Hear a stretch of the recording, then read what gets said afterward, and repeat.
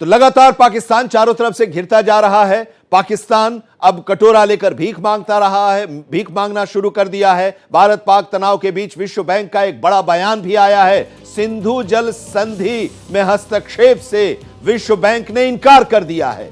विश्व बैंक की भूमिका केवल मध्यस्थ की है। विश्व बैंक इस मुद्दे में किसी भी तरह का हस्तक्षेप नहीं करेगा। 1960 में यह संधि हुई थी, सिंधु जल संधि, और उसे भारत ने रद्द कर दिया है, खत्म कर दिया है। और उसके बाद यह कहा जा रहा था कि विश्व बैंक उसमें बीच में है, तो विश्व बैंक के पास पाकिस्तान जाएगा और वहां पर गुहार लगाएगा। वहां पर भी गुहार लगाया, लेकिन उसने विश्व बैंक ने साफ कर दिया कि हमारी भूमिका सिर्फ मध्यस्थ की है, हम हस्तक्षेप किसी भी तरह से हम नहीं कर सकते हैं।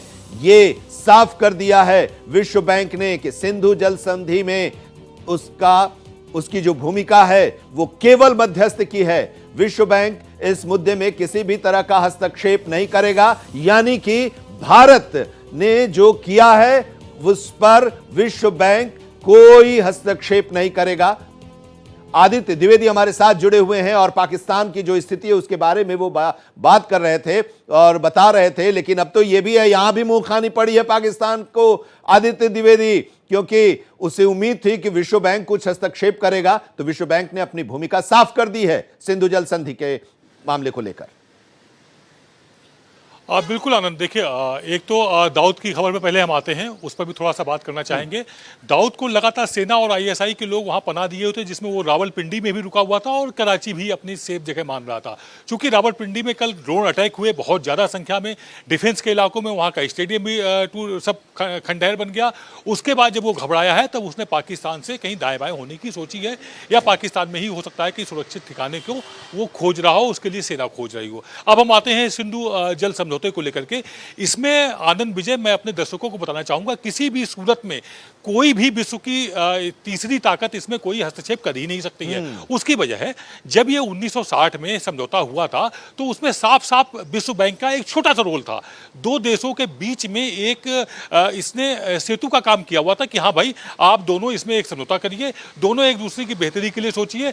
भारत बड़प्पन और बड़े भाई की भूमिका निभा रहा है कि आपको पीने के लिए पानी दे रहा है, लेकिन खून बहाने के लिए नहीं। आप भारत का पानी पी के भारत का खून बहाएंगे, ये बर्दाश्त नहीं होगा। इसमें किसी भी तरह से कोई लीगल अधिकार विश्व बैंक को है ही नहीं कि वो इसमें कोई दबाव भारत पे बना सके या किसी भी तरह की कोई भूमिका निभा सके।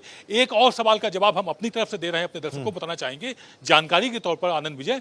इसमें पाकिस्तान ने धमकी दी थी कि वो अंतरराष्ट्रीय कोर्ट में जाएगा। हेग में अंतरराष्ट्रीय कोर्ट का मुख्यालय है, वहां पर जाके कुंडी खटखटाएंगे।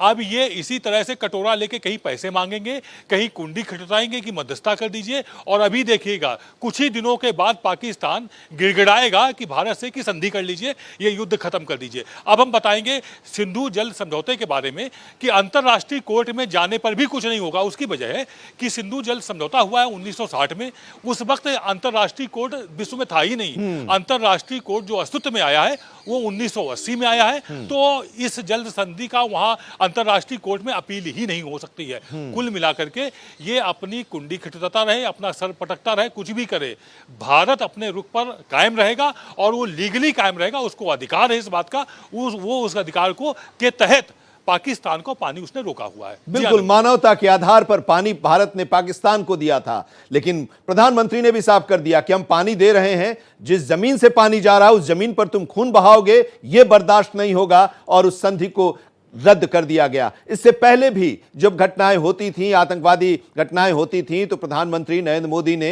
ये उनकी तरफ इशारा किया था कि हम पानी रोक देंगे, और अब पानी रोक दिया गया जब पानी सर के ऊपर चढ़ने लगा तब। और इस बार मुझे उम्मीद थी कि वो विश्व बैंक इसमें कुछ मध्यस्थता करेगा, लेकिन विश्व बैंक ने भी अपनी स्थिति साफ कर दी और आपने बता ही दिया कि इंटरनेशनल कोर्ट में भी जाएंगे तो वहां पर भी इंटरनेशनल कोर्ट ऑफ जस्टिस में भी कोई सुनवाई नहीं हो पाएगी, क्योंकि जो विश्व बैंक ने ही अपनी स्थिति साफ कर दी तो फिर वो वहां पर जाकर करेगा क्या। तो चौतरफा घिरता जा रहा है। अब सवाल यह भी है कि फिर से पैसे मांगने लगा, फिर से कह रहा है कि हमें पैसे दो, हम लड़ाई लड़ रहे हैं, हमें पैसों की जरूरत है। आईएमएफ से पैसा मांग रहा है, विश्व बैंक से पैसा मांग रहा है, और अभी एफएटीएफ में भी उसे ग्रे लिस्ट से बाहर किया गया और वहां पर भी बैठक हो रही है। उम्मीद है कि वहां पर भी फिर से वो ग्रे लिस्ट में शामिल हो जाएगा।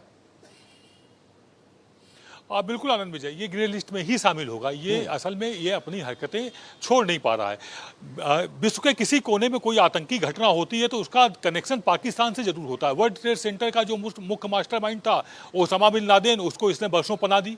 बाद में अमेरिका ने उसको वहीं ऑपरेशन किया और उसके बाद उसको समंदर के अंदर दफन कर दिया। अब भारत में कुछ भी होता है तो भी उसके पीछे इसी के मास्टरमाइंड है। जब उनको भारत उन आतंकियों को मार गिराता है अपनी सर्जिकल स्ट्राइक में, तो वहां पर आंसू बहाने सेना के अधिकारी पहुंचते हैं, इनके मंत्री पहुंचते हैं, इनके जिम्मेदार पहुंचते हैं और उसके बाद कहेंगे मेरा उस घटना से कोई वास्ता नहीं, मेरा आतंकवाद से कोई वास्ता नहीं, हम खुद आतंकवाद को बर्दाश्त कर रहे हैं, हम खुद उसको झेल रहे हैं। अरे भाई, आपने जब पाले हैं सांप तो आपको तो डसेंगे ही ना। अगर आपके सिया सुन्नी दंगे हो रहे हैं, आपकी मस्जिद में विस्फोट हो रहा है, तो उसका जिम्मेदार भारत थोड़ी ना है। जब आप शेर की सवारी करते हैं तो वो शेर आपको खाना खाता भी है। ये भी होता है। ये गलतफहमी कोई ना पाले कि आप सांप पालेंगे और आपको नहीं डसेंगे। उनको जब मौका मिलेगा तब डसेंगे। तो पाकिस्तान अब कटोरा लेकर के अंतर्राष्ट्रीय स्तर पर भीख मांगने जा रहा है, लेकिन उसको युद्ध लड़ने के लिए कोई पैसा नहीं देगा। उसको अपनी नीयत साफ करने, अपनी हरकतें खत्म करने और देश में एक सामान्य लोकतंत्र स्थापित करने के लिए कोई पैसा देता है। और वो तो ये देश, पाकिस्तान तो वो देश बन गया है जो कर्ज चुकाने के लिए कर्ज ले रहा है। सऊदी का कर्ज चुकाना है तो चाइना से कर्ज लेगा, चाइना का कर्ज चुकाना है तो फिर कहीं मुस्लिम राष्ट्र के पास जाएगा, कटोरा लेके भीख मांगेगा। तो कर्ज लेके ये किस्तें चुका रहा है, ये ब्याज दे रहा है। इसको कौन कर्ज देगा? अब ये कर्ज लेने लायक नहीं है।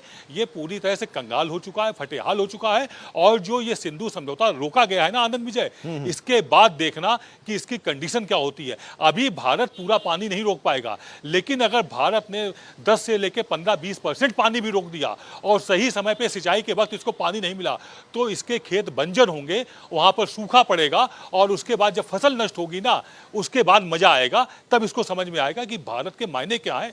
और भारत इसका बड़ा भाई है, भारत इसका बाप है, तो माई बाप ही माने भारत को, तभी ये दाल रोटी खा पाएगा, वरना तो इसके हाल और बुरे होने वाले हैं। जी आनंद विजय।